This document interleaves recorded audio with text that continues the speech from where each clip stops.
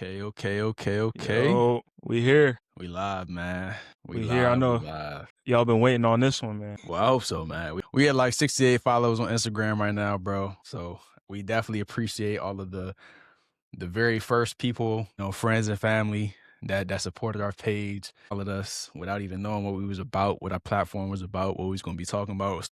Huge shout out to our early supporters. Hopefully we gain a lot more from here on out. Yeah, man, we super excited to bring this project, this platform to you guys. Something that's been in the works for quite some time now.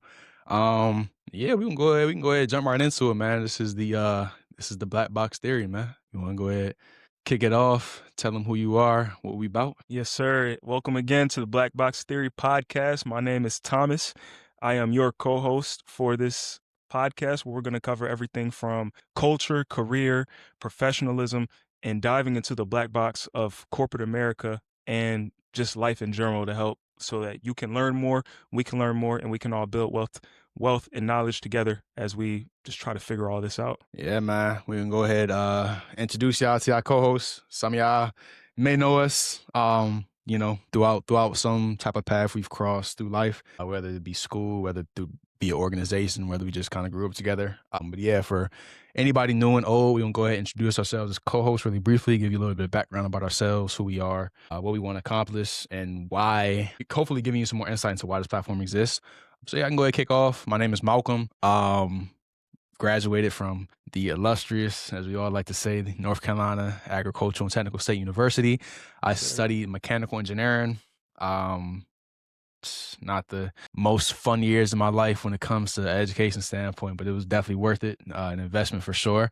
I've had a pretty dynamic, I think, internship kind of experience while I was in undergrad. Started out at Stellantis in Auburn Hills, Michigan. Made my way to Apple. As a new product introduction operations program manager. Then I interned at Microsoft up in Redmond, Washington as a technical program manager. And now I am full-time in Microsoft as a technical program manager. Not even a full 6 months into my role yet. So I'm really fresh, really into it, but I've learned a ton in these first few months. It's been a really enriching experience. I think that I have, Thomas and I both just have like a ton to kind of offer as what we like to consider career gems and just information that we think should be accessible to everyone, regardless of your institution, where you come from, your background. We just think this is information that everybody needs to know. In the future, man, my end goal, honestly, bro, it's just financial freedom, bro, to be able to pour back into the community that built me up, pour back into the people that have built me up, and just to be in a position where I can live comfortably, support my people, support my family, support people that need it in a way that it doesn't really hurt my pockets. So whether that's through entrepreneurship, real estate, trading, stocks, investing, like it can be a combination of all those things. I just know that my end goal, man, to be as financially free as possible. And, that's one of the many reasons as to why we thought this platform was important. And just one of the things that we kind of hope to accomplish as we learn alongside you guys. So yeah, I think that's really the gist about me. I'm gonna go ahead pass it to my boy, let him introduce himself. By any means, add on to that last point, by any means. By any means necessary, bro, for sure. But yeah, a little bit more about me. My name is Thomas Freeman. I am also currently at Microsoft as a product manager, and similar to Malcolm's experience, I'm from PG County, where I went to the illustrious, once again, North Carolina Agricultural and Technical State University, the #1 producer of black engineers in the country. Facts. Yes, sir. Got to say that one and got to put the stamp on that. And also did mechanical engineering there, which, like Malcolm said, not the most enjoyable years, but they were formative for sure. They were enjoyable in their own way. You got to love the grind. The lessons and everything there were fantastic, and it also helped me land my first internship with at NASA Jet Propulsion Laboratory in Pasadena, California. After that, landed an internship at Apple in Cupertino, California as a product design intern or engineering intern. And then from there, landed a product manager internship role with Microsoft in Redmond, Washington, where I am currently back full-time. Same situation as Malcolm, still in my first year, but the knowledge, the learnings, the experience, everything going on, it feels like I've been here way longer and just learned so much more. It's really crazy. So we just think we have a lot to share, just a lot that we can learn. And I think where we are, we can definitely help a lot of people, and people can help us out. Also, for the future, yeah, just getting this podcast and everything that's going to grow from it active. I'm also currently, well, not currently, but I am an author. I just released my second novel. Well, first fiction novel, second book. It's called Not So Human by Thomas J. Freeman. It's out on anything you can get a book on. So go check that out if you feel like just looking into it. And also released a book called Start From Something earlier this year, which is kind of like a career guidance and advice for people who feel stuck or just want to get going. So um, that, and then just future goals, like Malcolm said, financial freedom. That's the goal. Just by any means within moral reason, making sure that we're constantly learning, building up that skill set, and just making anything possible. So that's me. Yeah, man. So we're gonna go ahead and jump into it. And just a quick disclaimer before we start, we do want to make this extremely clear, overly clear. Before we start, the views expressed on this podcast are ours alone and don't represent Microsoft, our employers, or anyone else. We're not financial advisors. We're not tax professionals. We're not legal experts. We are not engineering vice presidents. So we are sharing our personal experiences and perspectives. None of this is professional, financial, legal, or career advice. Always do your own research and consult qualified professionals before making major financial or career decisions. Basically, we're learning out loud. Learn with us, of course, but make sure you make your own choices. And without further ado, man, we spent so much time fighting for a seat at the table, we forgot to ask for the menu, man. And so, without further ado, we introduced to y'all the black box theory. Um, yeah, we go ahead Yes, and jump sir. right in, man. We first things first, we kind of want to give y'all a little bit of context as to where the name came from, and our kind of own spin on it. So, just giving you the technical Google encyclopedia definition: a black box in engineering and systems design. A black box is something where you can see the input and output, but the internal mechanics are hidden. So, for us, that means that many times you see the end result. You see people enter at entry level, they come out as VPs. We see the fancy titles, the huge salaries and equities and RSUs.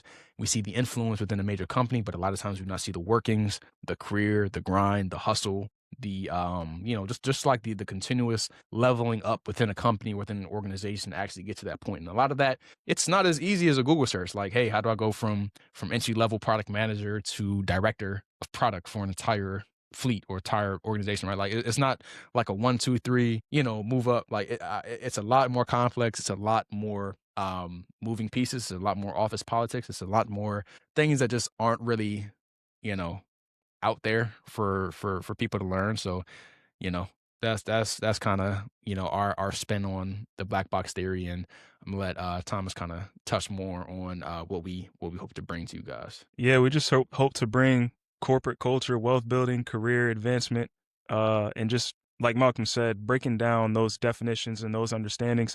We want to take your feedback, so feel free to also leave feedback. What do you want to know? What are some burning questions you have?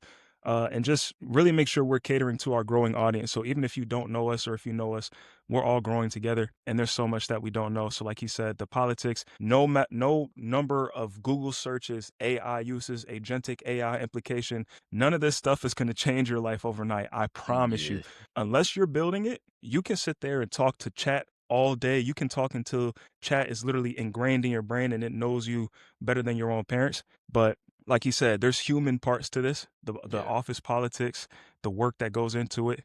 And I guarantee you, look at the people in charge, look at the people making these decisions, the numbers that you're looking at. Uh, just look at them, their background, how they got there, and I guarantee you it's more than just being the smartest person in the room. So we hope to bring you all of those things, help you understand your passions and how you can not necessarily monetize those because every single passion doesn't need to be monetized, but just make sure that you're living your best life and achieving your dreams so that you're not stuck in the rat race or whatever you want to call it forever. Facts, facts, facts. Yeah, man. Like I said, we got a lot we gonna talk about over the course of this platform and this podcast, man. So we not gonna bore y'all with the details about our up and upbringing and origin story and stuff like that. We gonna go ahead, hop into the meat and potatoes of what we got cooked up for y'all, man. So first things first, happy new year to everybody. It's a new year, new opportunity to grind, new opportunity to hustle, new opportunity to capitalize Sir. on market, on a new career path. It's just a ton of opportunities out there, man. And one of The most direct ways to build wealth, is crazy that like for some people this is like common sense, right? Like this is like the most obvious thing in the world, and to somebody else, this is like the first time they ever heard of it, bro. Right? Like, and it's like I got friends, like real close friends of mine who same age as me, like me and you, we both what 22, 23, who are just now like saying dropping a first dime or dollar into the stock market, investing, right? Like, and a lot of people, understandably, like are scared of investing, right? Like they look at it as a just a fancy way of gambling. Just kind of like gambling with a suit and tie on instead of being at the blackjack table. But when it comes to, I think, protecting yourself from inflation, from the dollar losing value every single year, the only way, unless you have a crazy real estate portfolio, you have like just some other type of crazy cash flowing business, bro, you have to invest. You have got to put your money somewhere where it can fight inflation for you, where it can compound over time, where it can gain interest, where it can fight for you, right? Because if it's sitting, at least have a high yield savings account. That's one thing. But like Bare minimum. for your money to just be sitting in a seconds account, you are quite literally losing money, man. You are quite literally losing money. I saw a video the other day, I think in 2005, like a quarter pounder at McDonald's was under $6. Like the whole meal was under $6. Now, bro, you can't. I don't even think you can get a fries for under $6 at McDonald's now, bro. Like you have got to put your money in a place where it's going to grow, and that's kind of why we wanted to open this bad boy up with both Thomas and I's our top five stocks that we watching for this year. Like I said, we're not financial advisors, nothing like that. But we've been doing this for a couple years, man. Like I said, we still early on, bro. But we understand the importance of investing, and what it means to make safe, calculated decisions. Obviously, I think we have a bit more risk than somebody who's in their 40s or 50s. So we have a longer time horizon for our investments to fluctuate, go up and down, grow. So we do, you know, kind of influence that in our decision and whatnots. But yeah, you can go ahead, kick it off, or what? How you want to do it? Hey, I can start it up. I think your picks are you'll have some more juice on there. I think for me, uh I'm I'm an old soul, man. I'm an old soul. So especially just given your situation, my top five picks are a little bit more on the safe side. Like my picks, I kind of went for things that are a little bit safer just to start the year off. I mean, these are going to change throughout the year, of course, depending on everything that's happening in politics. But without further ado, for my number one out of my five picks for this year, I gotta go with Nvidia, man. Nvidia, they have the data center hegemony. Like that means they are having a chokehold on the market. They have 80 to 90% of the AI accelerator market. You just look at the conversations regarding data centers, the usage, and just everything that the future is pushing towards. And then also the recent news about memory being through the roof potentially with AMD and NVIDIA making, the moves that they're making as far as data centers and AI usage. And then also all of these large tech companies making massive, and I mean massive bets on AI. And then you look at what's happening in the Middle East with their moves. I think NVIDIA is something you cannot afford to miss out on, even if it's just a couple dollars, man. Like Malcolm said, it's invest or drown, man. It's the only way to keep your head above water these days. The job is not going to match the inflation. So this is the best way to do that. For my second pick, this one is also heavily dependent on politics, especially with what we just saw the U.S. do in Venezuela. That shakes things up a little bit. But TSM, Taiwan Semiconductor, I think their position in the market in terms of being literally the only game in town, and they're the sole foundry for 2 nanometer and 3 nanometer chips. And if you want a top tier chip, you have to go through TSM. Like TSM has the lead on everything. They have the game and the bottleneck, and I really Yeah. think that they're the best way to go. It's just there is concern there. It's not necessarily a huge concern at the moment, but definitely something to be watchful over the next few years regarding how China feels about TSM and America's involvement. My third pick, Micron, MU. Yeah. Gotta have Micron. that one. You gotta have that one in the portfolio, bro. Got to, bro. They are up. I'm gonna be honest. First episode, I'm gonna talk some numbers. I invested in Micron a few months ago. Literally within 6 weeks of investing, they went up 100%. I Yeah. wish, I promise you, if I didn't have to pay rent, if I didn't have to put food on my table, like if I didn't have to put clothes on my back, I promise you, bro, I would have put so much bread in there because it literally doubled my money in less than 2 months, and then it's still going up. if you're looking at how things are going, so Micron basically their high bandwidth memory, which is essential for AI, and they're fully booked for 2026. So keep an eye on them for sure. That's another one you can't miss. Fourth, this is a safer pick, Invesco QQQ. So QQQ, if you don't know, that's an ETF. That so pretty much they're just invested in a bunch of different companies, and by investing money in them, pretty much you can lose. Of course, I'm not a financial guru, but you can lose. But their job is to make sure that their investments are holding. So they hold the 100 largest non-financial tech giants. So if you want to get exposure to Apple, Microsoft, Amazon, Nvidia, QQ is the way to go. So it's not going to give you those large, crazy gains, but tech, especially over these next few years, is going to continue to go up. And for me, that's been something I've been invested in since I was 18 years old. So definitely recommend that one. And for my fifth pick, this is more of a hedge against the market. GLD, gold. Yeah, gold is commodities 2025 and craziest run I've ever seen, bro. Yeah, for sure. Crazy. Gold, silver, and what was the other one? It was Uh, like nickel, nah, copper. copper. Yeah. All up, all up, which is really bad. Like that's a bad sign for most things. Yeah, Uh, because in a realistically, gold, like if commodities are up, the market is not supposed to be up. Like it almost works like a bond market. Like it's I don't know if this has ever happened before, but like commodities and the stock market should not both be like at all time highs at the same time. That's like you can call it a bubble, you can call it you can call it what you want, but all I know is like the gains are not really they're irrefutable. So yeah, man. irrefutable, bro. Look, trust. Gold for me, especially as the economy is more and more or less ideal by the day. It's not very good. So tech and a lot of the market is up, but for most of you people who are, out here surviving, you understand that things are getting more expensive and wages are not going up to match. Inflation is through the roof. So gold as a hedge, which it usually is a hedge, but actually, like Malcolm said, it's been up, so it's actually going up with everything else. Yeah. That is my fifth pick. And just as a bonus sleeper pick, BBAI, Big Bear AI. It is an AI defense company. Look into them. I do think that, especially moving into this year, they're a company to keep an eye on.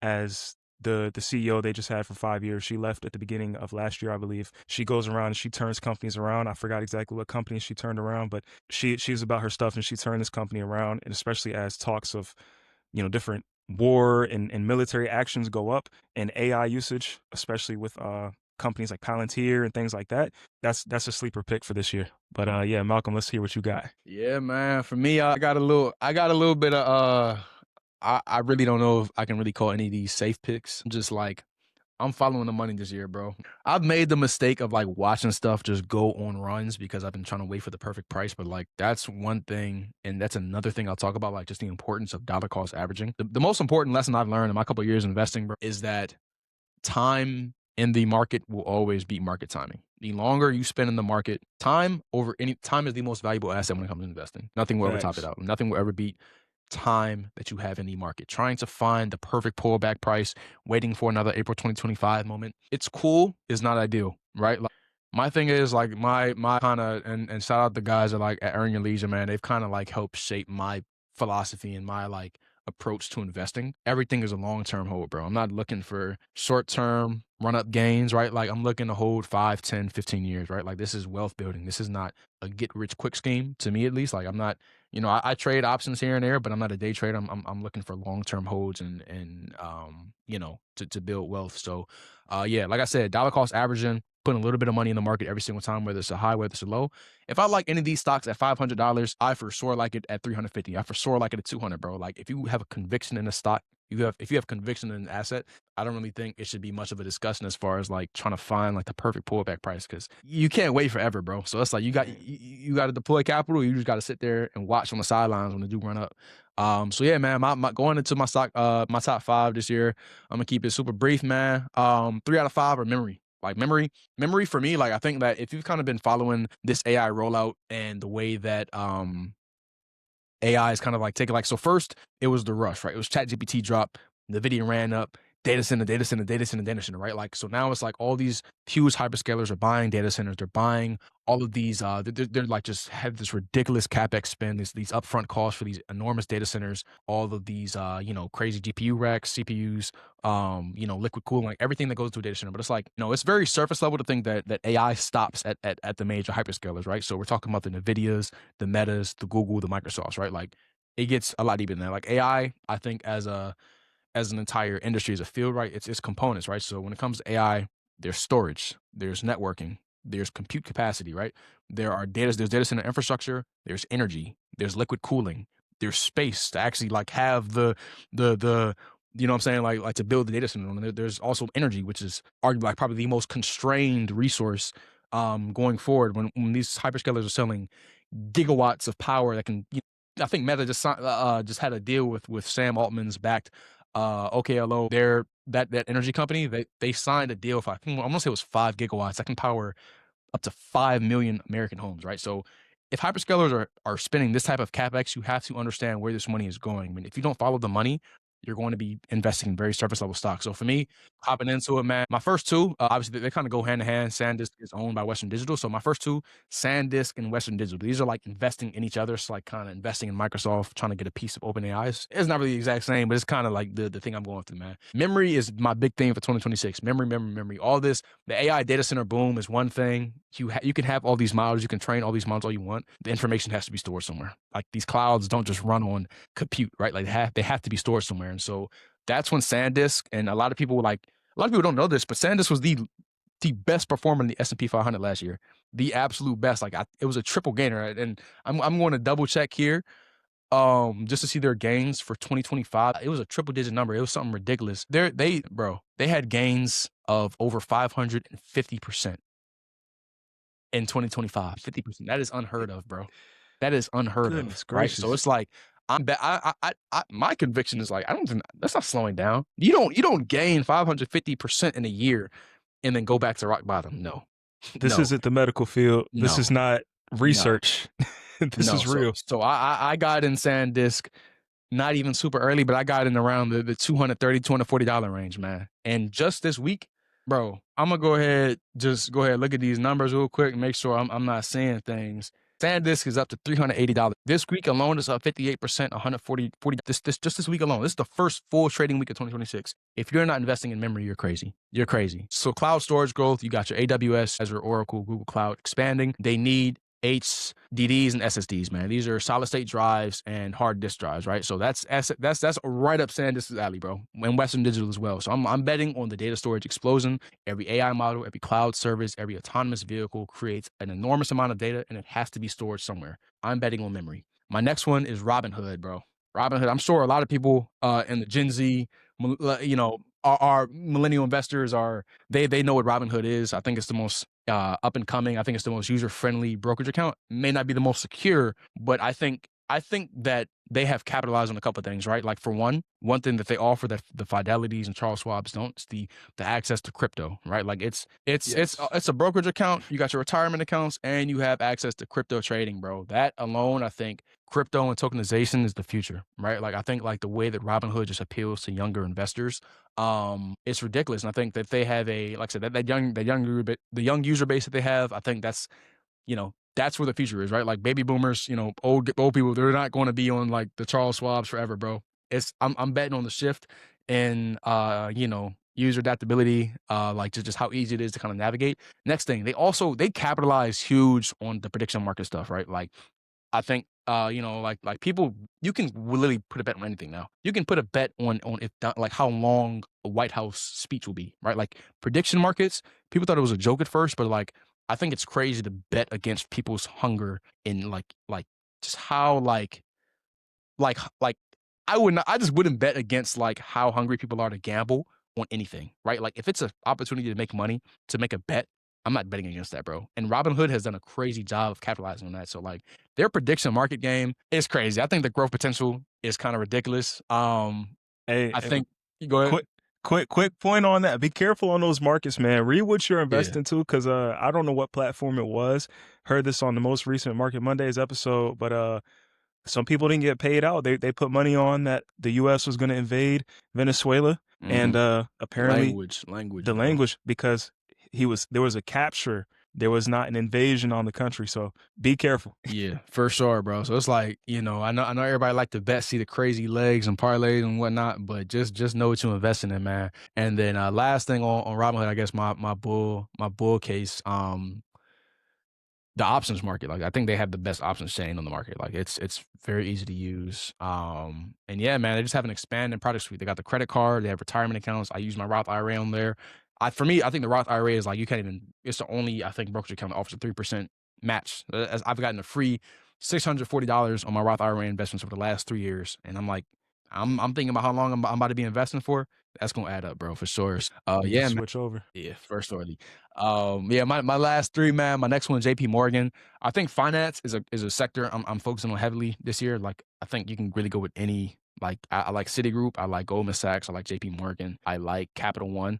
JP Morgan, I think that I'm really betting on like just the way that I think the with the new Fed chair coming in this year, I think it's going to change up a lot. Like I think J.P. Morgan is very well positioned, um, by just how backed they are by their assets. I think they're well capitalized. They have a lot of good diversified revenue. They have your investment banking, consumer banking, credit cards, wealth management. Like most major banks do, but I think it's a boring but necessary position. JPM, it's like you're not getting rich quick, but I think it's somewhere that your money needs to be. I think with most finance stocks, I kind of had the same kind of sentiment about it. And yeah, they have crazy dividends as well. So I like JP Morgan. I like Micron. I ain't even going to kind of double down this time. It's already kind of I think had a good explanation on why Micron is a must have in your portfolio. But yeah, man, I think everybody talks about Nvidia, but Nvidia's chips, they need Micron's memory, right? Like they don't work on that. Like I think AI data centers keep expanding through 26, 27.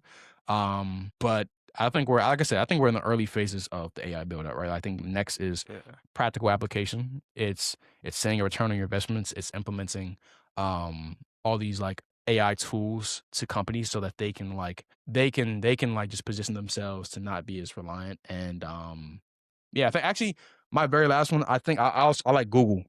I really love Google, man. Google is, I think, out of all the major companies, I think the best positioned because the thing I like about Google is that they very early on cut out the reliance on NVIDIA, right? Like they invested in house. Like Google, I think, is like the pinnacle of innovation right now. Like they invested in house and creating CPUs and Yep. their cloud services. They own search. I'm not even gonna right. Like their market share of search is like yeah, it's a monopoly without a doubt. It's Nobody like who's 90 who's who's something stop percent. yeah who's stopping Google, bro? Like Google, I think is very well positioned to be the like, and I think they also just today they took over Apple as the second largest company in the world, like second largest market cap. So I don't think yeah, I like Google a lot, man. So yeah, those are our top five stock picks for 2026, man. Wait.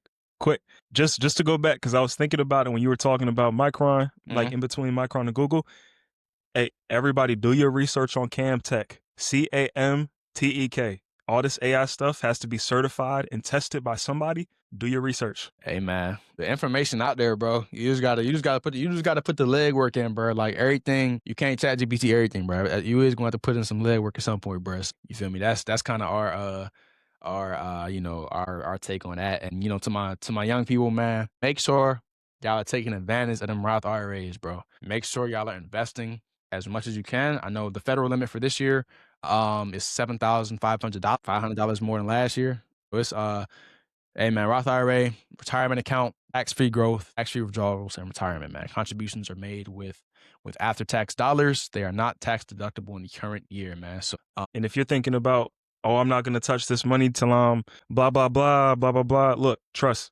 It's an investment in your future. That means you yep. can, if you have that money stacked up and you're putting that money in time after time after time, 65 is going to get here before you know it.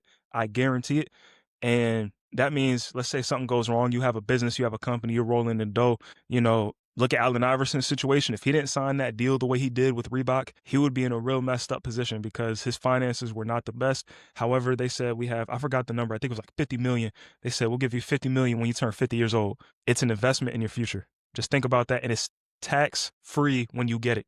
as long as Yeah. you're after the required age. So you can invest 7,500 a year, whatever the limits are, that growth, that compounding interest, you get to that point, you could have hundreds of thousands, maybe even millions of dollars in your account that are also keeping up with inflation.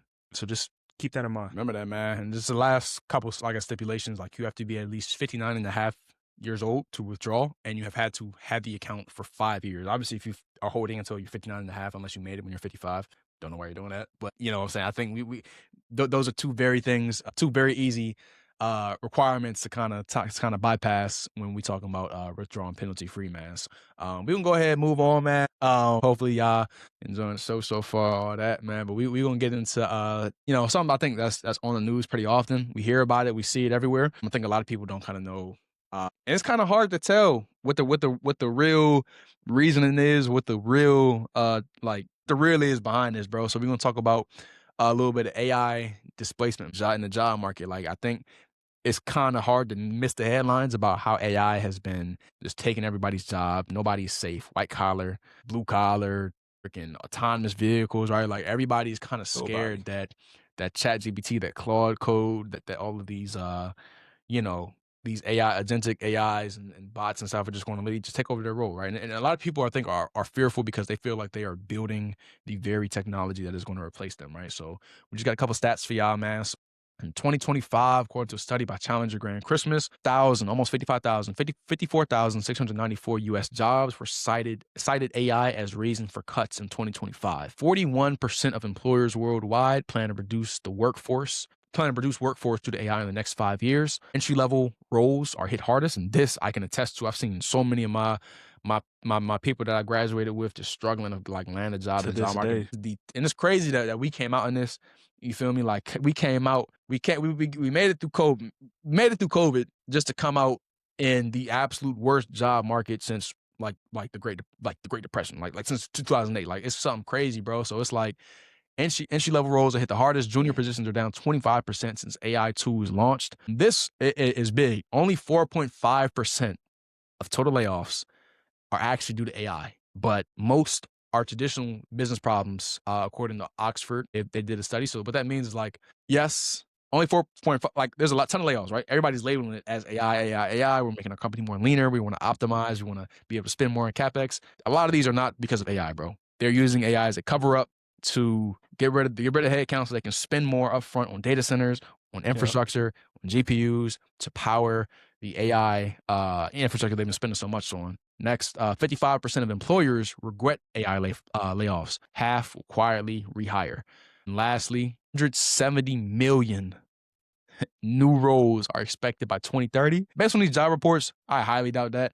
But Yeah. 77% require master's degrees. I doubt that. Yeah. The like Yeah. college degrees, I just saw, was Nah. it 16 state governments no longer require a degree. Google doesn't require a degree. A lot of them are Yeah. going for experience now. Crazy. Yeah. We'll see. Certs nowadays almost mean more than a degree, bro. I ain't gonna fake it to you. And then we got a couple. So the most vulnerable roles based on like keywords, layoff posts, job reports, stuff like that. So we got software engineering, which I think is pretty obvious.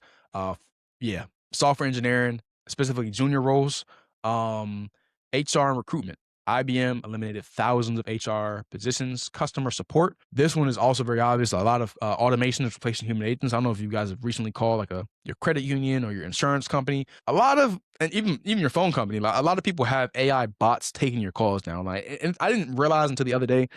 I called up, I think, Verizon, and I realized I was talking to a bot. I'm like, hold on. They sound human, bro.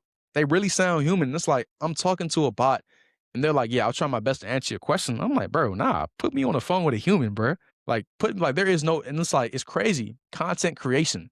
80. I know y'all seen this. If you have been on TikTok, you have seen the brain rot AI slop videos, bro. You have seen it, bro. AI is like, and there's people that are literally getting rich off of faceless content, throwing in a prop in Sora and Nano, banana, making millions off of shorts, off of TikTok reels. Like, it's ridiculous, bro. Data analysis, so data analytics, bro. And then lastly, middle management. So like principal level people, with not a ton of direct reports getting replaced so that individual contributors can move up more quickly to leadership, man. So What we thinking about when it comes to protecting ourselves, to protecting people coming out around the same time as us, early in career, mid-career professionals? Like, what are some things that we can do to kind of protect ourselves against this AI just kind of overhaul of everything that we once knew to be secure, man? Like, what steps do we got to take to upskill, to position ourselves, to protect ourselves, to make sure that we doing what we can to make sure that, you know what I'm saying, like we not next, right? Like what's Man, the game plan? look, I think number one, like Malcolm said, 4.5% of layoffs were actually due to AI. But I think number one, you need to understand how everything is working. Companies are putting more money towards this AI stuff, which means they'll have less money to put towards the people, which also means companies might not hire as much, especially knowing people in the industry. You companies are now expecting people to do more because AI is supposed to be improving your workflow. So Mhm. therefore, when they're flattening out these companies to be more nimble, they are expecting the people there to do more and to move more efficiently. So, using that knowledge straight into it, number one thing to not do, don't learn how to code. I understand that a lot of jobs I see, they still want people to go through, code interviews, leak code, all of those things. I think it's important if you are in that Mhm. field to know Python and some basic code and things like that. However, you don't need to go through all the C sharp, C plus plus, all these crazy codes. AI does that now. You just need to have the skills to read it, debug it, and make sure it makes sense. Also, don't chase every new tool or certification. You will go broke trying to achieve things that are outside of the realm of possibility. We need to be realistic with ourselves without necessarily killing our dreams. Mhm. You have to. You can't be a jack of all trades. If you do everything, people are gonna feel like you do nothing. No one's gonna want you. You have to be an expert in a few areas or really knowledgeable in a few areas, and then don't try to out technical the AI. AI is the future. AI is set there to beat you. It is literally there to improve human functionality, and to go beyond that. I mean, physical AI is here. Everything is happening. And if you think about all the old movies, Terminator, even the new Mhm. movies, that stuff isn't far off. And realistically speaking, It's the right here innovation, actually. it's Yeah. literally here. Oh, yeah, It with Elon and these humanoid robots Hyundai, that he's in, bro, Hyundai just did something it's the other it's day. it's happening a lot quicker than people think. Like like, and it's crazy to think that the benchmark for this just a couple years ago was Will Smith eating spaghetti. Like that video, like that, I think Yeah, is when everything like became like, shifted. what it is, right? Like, yeah, It's it's one of them. it's all being pushed. I'm telling you, AI is here. It's not going anywhere, no matter how you feel about it. And truth be told, look at human history.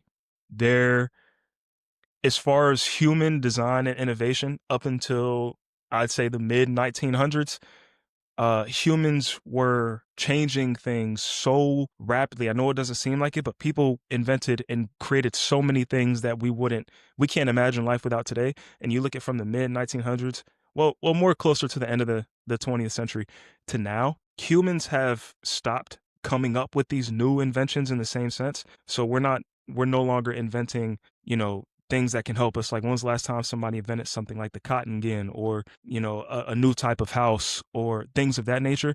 But we've seen the most The productive technological, yeah, it's technological invest in growth. There has been more growth in technology in the past 30 years than anything else in human history. And that is something that they will have to do studies on later for us to fully wrap our minds around, because of how quickly things are changing. Um, and yeah, just to like help you think about what to do, so we're not focusing on all the negatives and the bad things and how things really are, because it's not all bad. If you think it's all bad, that's exactly what certain entities want you to think, so that you can be knocked off the checklist. um so what to do? Learn AI collaboration. I'm telling you, being in the field, it's borderline a requirement. If you are not working with AI, you will fall behind. You have to put your information into AI. You have to use the AI to think. Be mindful. Some companies out there are trying to collect data. You are data as the employee, and they want you to use AI. They want to understand how you think so that they can work on their agentic AI. Now, that's up to that company's leadership whether or not they use this information to then replace you because they have you as a digitized version. That is not something I have knowledge about. Um, I don't really know too much about that. I'm just saying that is a possibility depending on where you are. Next, domain expertise plus AI. There's a trend here. You have to have common knowledge and learn how to use AI. Even if you're in a technical role or something, like trade school, learn how to use AI, bro. It's critical. You could be a plumber, an electrician, you can be a data physicist. AI is there to help you. No matter how you feel about it, get used to it. It's there. Just learn how Accept to it. use it Accept before it. it uses you. Facts. Accept it. Facts, man. So, yeah, nah, facts. It's and you just have to understand like how it's practical for you. So me as a TPM, and I think like a lot of people in tech kind of understand like how to properly evaluate and how to make practical applications. So for me, I'm not learning how to build AI models from scratch, right? Like I'm not creating LLMs. I'm learning how to scope AI projects, evaluate what's feasible, what's important, and manage teams building AI features, right? Like that's the valuable skill. And the next thing is doubling down on the human aspect, right? Like there are a lot of things AI can do a lot better, a lot more efficient, and a lot quicker than we can, right? But the things that AI cannot replicate as of yet, I will emphasize as of yet, AI does not have the emotional intelligence of humans, reading rooms, managing conflicts, building trust, strategic thinking, right? So connecting dots across ambiguous situations, right? Relationship management, navigating politics, influencing without authority, without a crazy kind of, overarching, like just, authoritative stance. Creative problem solving, right? So to an extent, I think AI can give creative answers to to challenging problems, but there's something about unprecedented solutions that just have like a human, not to sound cliche, but like a human touch to it that I think can't really be replaced. And then lastly, which I think is one of the most big things, ethical judgment, right? So making decisions with moral and cultural implications, right? Like ethics in AI is a crazy huge subset of like the way that I think AI is used now, right? Like AI will give you an answer, but it will give you a by any means answer, right? Like it won't always give you the moral, the culturally acceptable, the legal, you know what I'm saying, way to go about something. I think that as AI has gotten better, there's been like more restrictions and more I think like regulatory implications on how it's used and how it's perceived. Like obviously from a company standpoint, you don't want to have a something like your product suggesting illegal activity, right? Like that's a bad look on you. So AI can write code. AI cannot navigate a cross-functional stakeholder meeting where engineering, sales, and legal all want different things, right? So it sounds like a bruh, yeah, for real, bruh. Like, but it's like this is a real thing, bro. Like, I'm not saying this because it's just like it sounds good, but Yeah, we see it. If AI could run every single thing, if AI could do every single thing the way that people think it could, and there would be nobody would be hired. There would be no jobs anywhere, yeah. right? Like you still There's need humans. limits. Like AI is supposed to be like AI is a tool, right? AI is a it's an accelerator. It's supposed to augment your innate abilities and your foundational knowledge and your ability to critical think. It is not supposed to replace you, right? Like you are supposed to tame AI. You are supposed to leverage it in a way that amplifies your productivity, your impact, your scope, right? Like that's how it's supposed to be used, not as a way to replace thinking. Like I know real life human beings that can't make a decision without ChatGPT's influence, right? What What should I should I eat? eat today? Fast. What should I eat today? Should I shower? Should I shower? Should I work out today? Bro, go outside, bro. Come on, cuz. It's cooked. And Also, no, people also, I know ChatGPT said they were going to allow people to start making certain types of content, like explicit content, right? yeah, Just saw Elon got in trouble for that today. I think it slippery was slope. It's a slippery slope, bro. slippery slope. Very slippery slope, man. So we yeah, that's another thing, just like wrapping this up, like just proactive networking, man. Um like job posting, job market is cooked, right? Like we know this, right? Like when layoff comes, your network is your safety net. It's everything actually, right? Like if you haven't already, I would highly recommend you start optimizing that LinkedIn. You start going to conferences, you start getting your foot in doors, you start going on trips, attending fellowships, attending co-ops, attending some type of like getting in any way to get your foot in the door to meet somebody who knows somebody. Because when it's all said and done, if you have no one to advocate for you, no one in your corner, no one you can reach out to, I think I saw a stat like I saw something ridiculous the other day. It was like a let me actually pull this up, man, by Unusual Will's chances of submitting a job application in a black hole. I think I seen that. It was like point Yeah. zero something Yeah, yeah, yeah. percent. It's yeah, yeah. So I seen this and it's kind of crazy, bro. Applying to a job in 2025 is the statistical equivalent of hurling your resume into a black hole per Business Insider. If that does not put into perspective how how overcooked we are, bro. We're overcooked, right? Like we're overcooked. So it's like if you aren't proactive, if you are reactive in this job market in a world where that stat can actually be said and people believe it, what other year or past couple of years can you say something like that? You have a better, like you have the equivalent. If I throw like most people can't even conceptualize a black hole, right? Throwing your resume into a black hole I have the same chance of landing a job, bro. Overcooked. And, and Over. and that's why representation matters. Go to these companies, look at what's going on, look at the job market, look at the statistics. Representation will not save you. However, if you get in that company, no matter what your background is, if you have some way to resonate with someone else, especially if they're higher up, or just like if you can naturally connect with somebody, do that, especially if you're from an underrepresented community, man. You got to put in 3x the work, especially with all the DEI stuff out the window, which people don't even understand DEI. They don't even know what that meant. They thought it just I meant think we're it's just giving used opportunities to black people. black people and That's what people think it means. women. And Yes. that's not what it was, bro. That people do your homework, right? I want you use this AI that you love so much before you run to the comments talking about, oh, this guy's blah blah blah. No, do your homework. Show me some facts. Show me some sources, and we could speak intelligently, right?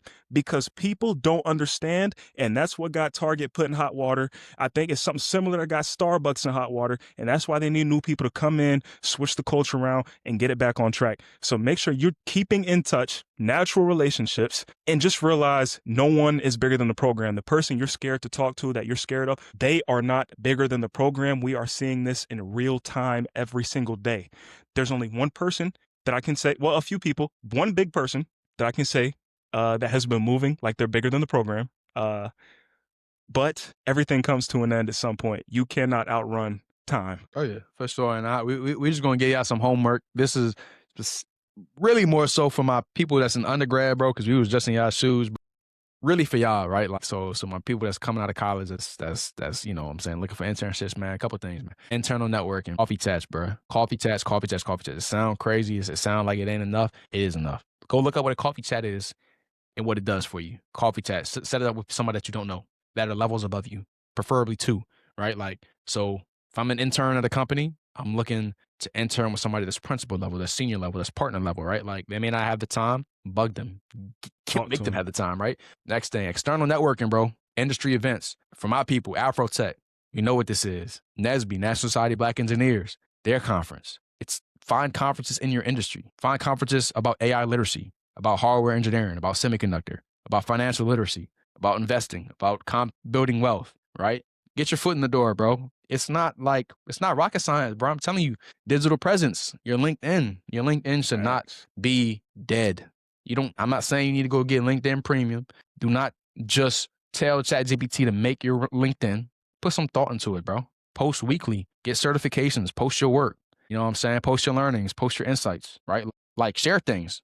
Facts. Build. Like I started out, I made my LinkedIn and I want to say like sometime in high school, like 9th or 10th grade, bro. Came to college. I had under 200 connections in college, bro. I'm now 22 years old, full time.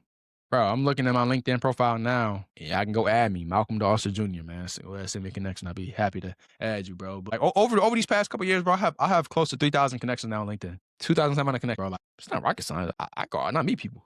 I connect with people. You never know when you're going to need them again. You never know when you're going to reach back out. And this actually goes into my last piece of action item or piece of homework for you. Relationship maintenance. This is so much more critical. This is so critical, bro. Reaching out to former colleagues, checking in, seeing how they doing, seeing what's up. See if you got any, you know what I'm saying? You don't got to need nothing. You don't have to be looking for a job. You don't have to be looking for an internship. Hey man, how you doing, man? How you and the family, man? I check out to check in. I reach out to my colleagues I worked with at Apple 2 years ago, still to this day. Tap in. I still am like I still got the contact information from my first internship out at Stellantis. People who were A&T alum, I still reach out to them. I was able to set up one of my homeboys with an internship with Stellantis because I had those connections, right? Like, so it's like, don't treat it as like a transactional relationship. Treat it as how you do with a good friend, right? Like, checking out, seeing how you doing, seeing what's up, With seeing, the you know right what I'm saying, people. with the We're right gonna have people. that's another conversation for another day, but with the Yeah, right people. we gonna get into it, man. But yeah, just to recap, man, keep it simple. Internal networking, your coffee chats. External networking, your industry events, your Afrotech, your Nesbys, your Bayas, right? Digital presence, your LinkedIn. Clean up your social media. No, please clean up your social media, bro. Shouldn't be seeing no bottles, no blunts, no strippers, None of that, bro. no. No firearms. You feel like, bro, like, Stop come that. on, bro. If you got it, you got it. We get it, bro. But at the end of the day, you have to put yourself in the shoes of your employer, of someone that's going to hire you, that's going to do a background check on you, right? Be presentable. I'm not saying to change your entire being, but be presentable, right? And You it's like, I are a know business. you, and it's tough at the end of the day. If you've never been in these spaces, you don't know how to brand yourself, how to market yourself. But that's what we're here for. We're telling you. You know what I'm saying? What it takes. What I look like now is not what I look like when I was intern, bro. I had the whole, you know what I'm saying? We both did, actually. We both had the whole locks down on my shoulders, earrings. You know what I'm saying? I got tattoos, bro. Like, you feel me? I'm there. I'm not, you know what I'm saying? I understand both sides, but there's a time and a place for everything. Be Time and presentable. place. Be It don't matter presentable. where you're from, bro. Bro, I'm telling, it don't matter. We both from PG County. You know what I'm saying? So it's like we seen quite literally both sides of it, bro. I'm telling you, right? So keep it in mind. Remember, you are a brand. You are always representing your brand. And you are not corny or soft for going corporate. I'm not saying going corporate as in change who you are. There is nothing wrong with getting a job. There's nothing wrong Nothing wrong with a 9 to with 5. 9 to 5. Bro, There's do you nothing wrong want with a 9 to stability? 5. Would you rather be the square that has stability, income, investment, in a house, or you want to be the cool dude that's still trying to fit in with people 20 years younger than him? Let's You know what? Actually, I look you, and this is, if this is okay with you, I look you want to pivot from what we was going to do for our last one. go for it. Go for it. I want to talk about like, I'd like to talk about like how social media has fried our generation specifically, because we came up with social media, with technology, with phones, and with like just the concept of like seeking validation on social platforms, right? So I just want to talk about like, it's been talked about before, but I don't think, I've never seen an in-depth discussion about it. But like, just the way that social media has completely fried the brains of Gen Z as far as expectations when they're in their early 20s, right? I will not tell you how many people I've ran into, I've had conversations with that, like, they genuinely think that they are a failure or they have not made it in life because they aren't a millionaire at 21. They don't have 5 Lamborghinis at 22. They don't have a million followers. They aren't famous. Bro, I'm like, it's like people think that like you have to have $1 million in the bank at 21 or you're a failure. You're nothing. And it's like, I so many times I used to think that. I'm like, bro, why are people, I'm like, bro, am I tripping? Do I not got it? I like to think I'm doing okay for myself, but it's like, bro, and when I think about it and I see what's out there, it's social media, bro. It's social media. It is the type of things that the external influences that we allow to shape and dictate the life that we want for ourselves instead of dictating what we want for, like it's like people use the lives of rappers, content creators, or Twitch streamers, of these like people who are top 0.01% in the world, and they use that as the baseline for how life should be lived. If you're not going on vacation every summer or to 3 countries every summer, you don't got it like that. If you don't wear Louis V and Mary Janes, you don't got it like that. If you don't drive a track hawk bulletproof tinted windows, you don't got it like that. And it's like, and it's another thing. It's like, I'm noticing a trend. This perception, this external validation, I only see it with my people. It is. I only see There it it with is. my people, bro. And it's like, why is that? You think it's Why? planned Yeah, man. by design? Yeah, I'm not going. It's yeah, maybe yeah. It is by design, right? Like, and I always see this quote, man, and it's such a shame that it's like a thing, but if it's about a black man in a book, man. If you want to keep it away from it, like it's, and I'm gonna tell y'all exactly what it says verbatim. So I'm not mincing words here. Let me show y'all. Straight up, bro. if you want to, it's a phrase and it's often attributed to, my namesake, Malcolm X. If you want to hide something from a black man, put it in a book. And it's like, I feel like if you're a sensible person, right? I feel like hearing that quote should boil every single, like, it should, like, every Be nerve, mad. every fiber in your body should just be mad, bro. When I hear something like that, if you want to hide it from a black man, put it in a book. Do you understand, like, what that says about everyone else's perception of our people? And obviously, yes, of course, we started, we did not have a head start, right? Like, we started out back. Like, we started out in chains, enslaved. Like, we started back. Like, we had to work twice as hard just to catch up. But now it's like, Now let's hold. I didn't mean to cut you off right there. I didn't mean to cut you off right there. But just to add on to that real quick, you yeah, pick up in a second. Folks who keep trying to say slavery was a long time ago, or there's no impact, or there's no repercussion, I need you stop reading Twitter, stop reading Truth Social, wherever you get your information from. Go pick up a real book. Go look for one of those books that were banned, right? Go look for them books that are banned in Florida. I want you to go read some history, educate yourself on what they did to our people, educate yourself on what they did to the Native Americans, what they were doing to the Mexicans, educate yourself on what they did in the Caribbean. This stuff was less than 300 years ago. Well, really, it's less than not. 200. I'm Yeah, about, it's not even that long no, ago. and I was going to say, I got something for. If we being real, there were slaves way after the Emancipation Proclamation. The last living, Way after. like, way after. And I'm telling you now, bro, there are cases of African Americans still being slaves 100 years after the signing of it. And it may not be slavery per se, but the Jim Crow laws were not that long. People seem to think the Jim Crow laws were like in the 1800s. Bro, Indentured servitude lasted. What Jim Crow was in the 50s, come on now, in the bro. 60s. And it's like, bro, like, people think it's so far removed, so far behind us. That doesn't mean that we become complacent. That doesn't mean that we, like, fall into these traps that are placed over us systematically, man. It's like, I don't even mean to turn into Malcolm X and Martin Luther King, our very first episode, but it's like, bro, this is something I've been sitting on for quite some time now. Pause. Hey, It's like, bro, yo, and it's like, historical, hey, yo. why is it that only our people are, like, so easily influenced and so easily, like, infiltrated when it comes to stuff like that? Like, William Lynch. bro, William E. Lynch. we gotta have change. We gotta have the newest everything. But we don't want to invest. We don't want to save. We don't want to understand financial literacy and credit score and investing in real estate, owning property. None of that is cool to us. None of that is fire to us. That's not the way out, right? We gotta be a rapper. We gotta be an athlete, bro. Like, and it's like those narratives. Entertainment. Yeah, and it's The like, circus. why are we buckets out? Why are we putting ourselves in those buckets, right? Like, why are we, like? And it's like, yeah. But back to the original point, right? Social media frying our people's like expectations as far as, like, what's doing well in life, right? Like people think that making like $70,000-$80,000 a year is failing. If I'm not making $200,000 coming out of college, I'm a failure.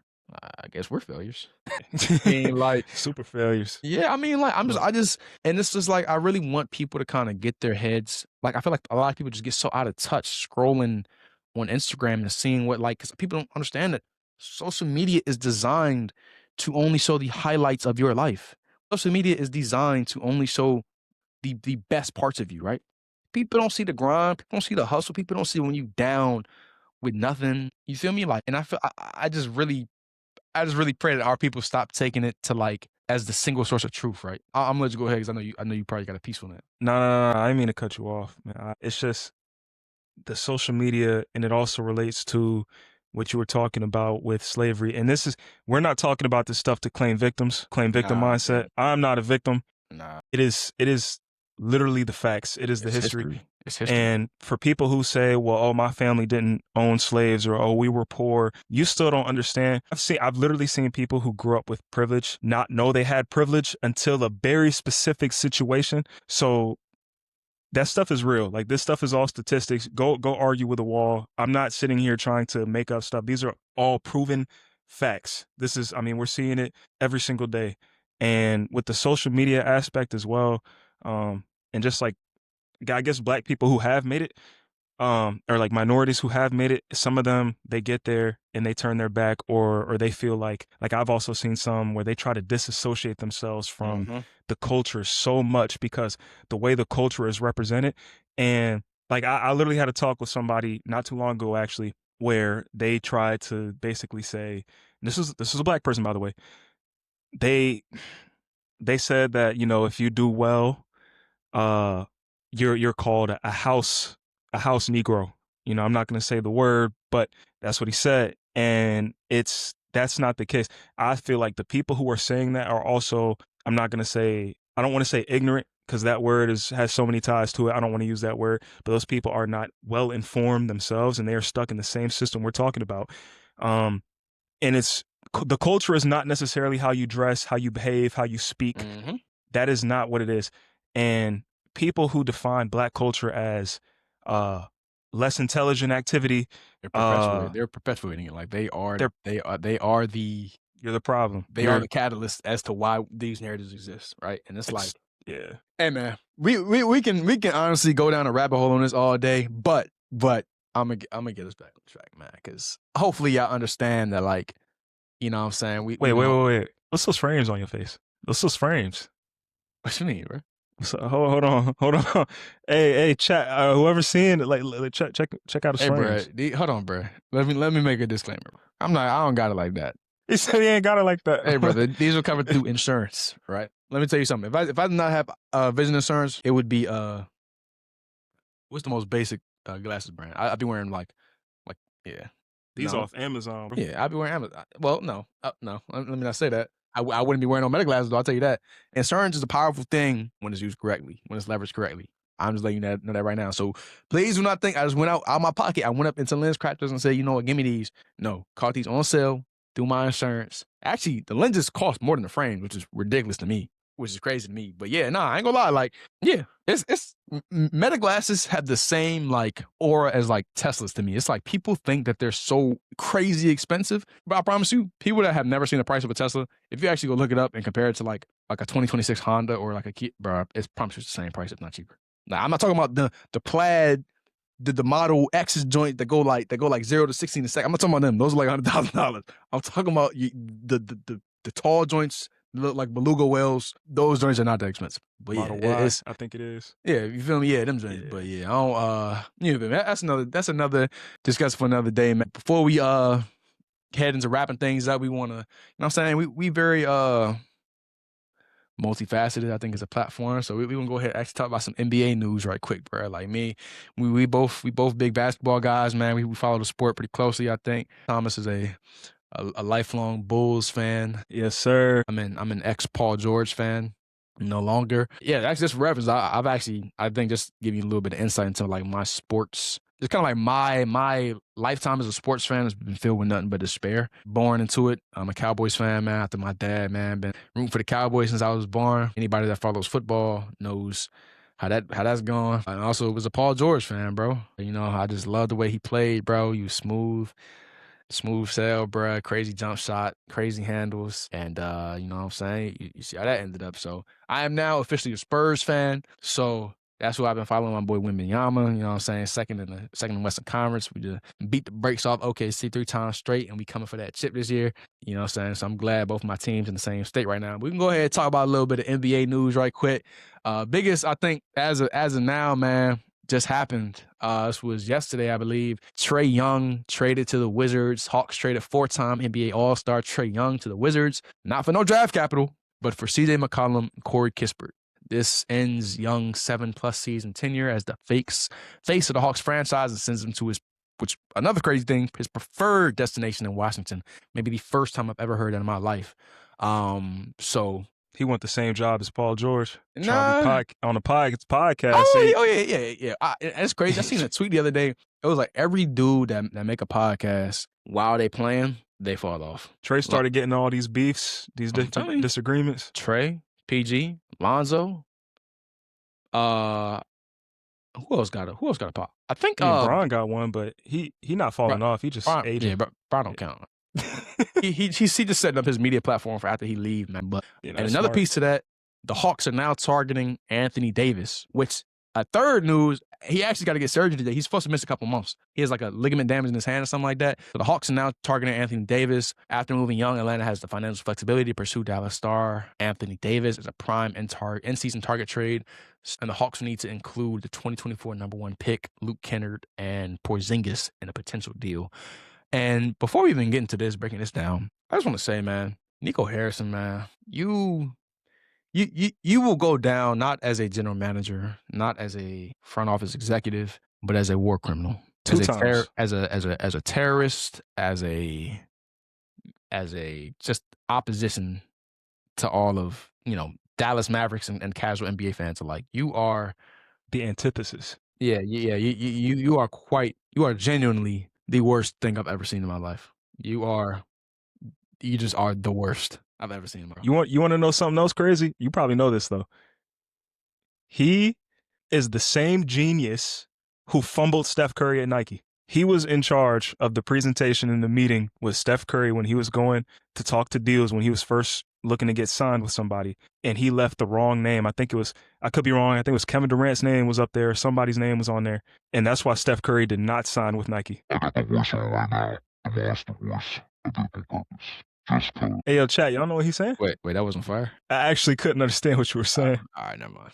Forget it. I was trying to make a joke with the filter, but I guess it wasn't fire. So never mind. But yeah, man, he's like I said, he's the worst thing that ever happened in human history, and I think that's lowballing it. So yeah, man. So we gonna see what the Hawks do, man. I think and more interesting news, man. For the first time ever, the Memphis Grizzlies are entertaining trade offers to move 2-time All-Star point guard Morant, who is averaging a career low this year, 19 points per game this season, while shooting a career low 47% on 2-pointers and 20.8% on threes. And one of the top teams I've seen that are interested in him are Sacramento, the Miami Heat, and the Timberwolves, man. I ain't gonna lie. Would be nasty. I'm not gonna lie, bro. Dot and Anthony Edwards on the same team would feed families. And I really hope, if that does happen, I hope my man Rob Dillingham gets out of there. He gets a fresh start as opportunity to be a real point guard. He is so talented to me. Like, he's just talented to me, bro. And I feel like to be the 7th pick, to not really get an opportunity, like, it's hard enough playing behind probably the best shooting guard in the world. But it's just like, bro, he never got a chance to get this. He's never gonna get a chance to get a sign with Timberwolves, as long as Mike Conley at least like around. It's like, I know you gotta show your vet love, bro. But it's like, bro, he riding way over there. You feel me? Why draft 7th if you're not gonna play my boy? But yeah, bro. So John Morant on the block, bro. It's crazy, man. It's crazy. Deadline coming up February 5th. Definitely, I think people really focusing on Ja, on Anthony Davis, and of course Giannis, whose name has kind of come up and about these last few months, as his commitment to the Bucks kind of waivers. We don't really know, man, but I do know if Giannis gets traded, I keep seeing these hypotheticals of him to the Knicks, bro. I don't even know if I like that, but Giannis in like a big market, like a LA, like a New York, like a Miami. Oh my God. Miami? My God. He's been carrying Milwaukee on his back for long enough, but if he gets into a real market, bro, I don't even think it's gonna be bro, he is going to make that franchise. He might go down in the rafters with whoever he goes to. I'm gonna be honest, I really think they're not gonna let this happen. They're not gonna let him go to the Warriors. I think, God, bro. Steph and Giannis, bro. Jesus. Giannis, bro. Yeah, that's OD. That's OD, man. But real quick, pre-trade deadline, right? Pre-trade deadline, you got to think Jason Tatum's still non-factor, Kyrie's still a non-factor. A lot of guys are out. Who is your early favorite for champ, just based off what you've seen so far? Coming out, what, like you mean champion? I think right now, I think it's still hard to bet against OKC. I still think looked vulnerable. They do, but it's like I've learned to not place too much value on the regular season, because I still think in a 7-game series, I don't think in a 7-game, it's one thing to beat a team in the regular season. I think the biggest competition to the OKC out the West is, of course, the Spurs and the Nuggets. Just the Nuggets, obviously, because of their playoff experience, and Spurs just because they got their number. Like, as a reason, they just been they kryptonite, right? But it's like in a 7-game series, it's one thing to make adjustments regular season, but it's like in a 7-game series, you have to guard Shai Gilgeous-Alexander 7 games in a row. I like OKC, and I still don't think it's a team that beats them in a 7-game series. I think they're a team that give them bump, maybe to 6 games, But in a conclusive 7 game series, I still like OKC. Like, I still just think they are too deep. They are too well rounded. They essentially have the same team as when they won the championship last year. Pacers for sure, and the Pacers will only team out the East to even give them a run for their money. I don't think any team out the East right now. Maybe the Celtics with a healthy Tatum when he come back. I like the Celtics. I like the Celtics. I like the Pistons. I don't think the Pistons. Knicks. Pistons been on fire this year. Bro, I like the Jalen Pistons. Duran, that boy He, is he a dog. nice. He a dog. Yeah, East is weak though, bro. I feel like the champion is whoever comes out the West to me, and I think that's gonna be OKC again. Unfortunately, yeah, I don't know. I think the playoffs gonna be crazy though this year. Like the West, it has a lot of good teams, bro. Like, yeah, I'm gonna just look at the standings real quick, man. I know the Rockets in there. Rockets gonna be a fun playoff team to watch for sure. We got the Thunder, the Spurs, the Nuggets, the Timberwolves up to fourth place now. The Lakers were just third place. Now they're fifth. That's crazy. They've been Lakers, it's I crazy. can't until LeBron retires and they can actually like have some sort of structure over there. And it's crazy because LeBron averaging like 30 over the last 3 games, and it's still not even like, I don't think he played last night, but yeah, it's crazy, bro. The LeBron in the system, it's not going to work. They made it clear that Luke is their guy. That's what they want to do. So as great as LeBron is, undeniably, uh, you don't even got to talk about LeBron, but he's got to go for the Lakers to do what they want to do. And you got the Suns, you got the Warriors, you got the Trailblazers. Trailblazers have been sneaky nice this year. My man from the Wizards, he been killing this year, bro. I did not know he had that in his bag, bro. It's crazy. What I really am scared of though is that the Clippers are 12th place. Clippers are 12th place. OKC has their pick. I'm telling you this right now. If OKC gets Darren Peterson or AJ, talk about don't even tune in next year. Don't even tune in next year. If OKC gets my man AJ or Darren Peter, do not watch the NBA next year. I am telling you that right now. Do not watch the NBA. It is no point in watching it. It is no point in watching it, bro. There is no competition for the next 4 years minimum. Yeah. Minimum. But it's going, and we got wild card weekend for the NFL this weekend, man. So we got a lot of fun things to discuss about sports over the next coming weeks, man. But we gonna go ahead, you know what I'm saying, get the outro going on, man. So we want to end our very first episode with something that we want to make a tradition, man. So we gonna give our putting each other on the spot. We ain't discussed it before. The our black box. We're gonna do a black box career tip of the week. Our personal gem, our personal piece of advice to anyone, man. We talking about, you know what I'm saying, the graduates, early in career professionals, mid in career professionals, even senior level people. If you gave us the grace of listening to our podcast, our platform, man, we want to give y'all a gem, a piece of advice that it don't even got to be career specific, but just something that has just helped us get to where we at and where we aspire to be, man. So I can go first. You can go first. It's up to you, bro. Shoot, I'll go first, man. Just because it's kind of been on my mind a lot lately. Career tip of the week: prioritize your happiness, prioritize your family, and prioritize your passions. I think truly, obviously, every passion is not going to be something that makes you money. But in this current world that we're in, bro, no matter, like, it's better to have time to pursue things that interest you and still be able to do your job well.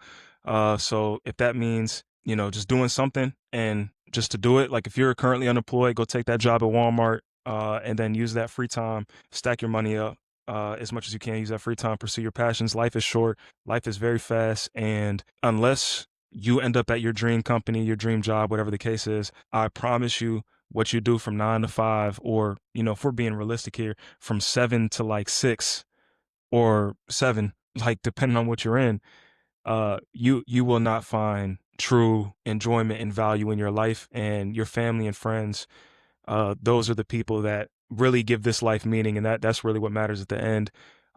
So don't chase money. Obviously, be financially smart, chase the bag within reason, and yeah, just prioritize your health, bro. Like, because especially if you're a young man, men in their 20s have the highest suicide rates in America. So I've seen a lot of memes like, I made it out of my 20s without, Huh? ending it all, whatever the case is. That is real. So, For real. like Malcolm said, that stress to feel like you got to do, like, be accomplished. Not to ramble, just focus up here. Focus on love. Yeah, man. I like that, man. I think for me, man, I'm saying this because this has been super practical for me lately. When it comes to building habits, start small. Like a lot of people have this New Year, New Me resolution. Something that I've kind of just done over and over again. I failed time and time again until I changed. It's that you have to start small with your habits. If you feel like your life is in a just just crazy, just downstream, like you just feel like nothing's going right. And you think the next day you're gonna wake up at 5 a.m. You're gonna go to the gym. You're gonna do a cold plunge shower. You're gonna read for 3 hours straight. You're gonna apply for jobs for 6 hours straight. You're gonna just lock in. You're gonna just do everything right tomorrow. That's not how it works. You have to build a system. Systems beat habits every time.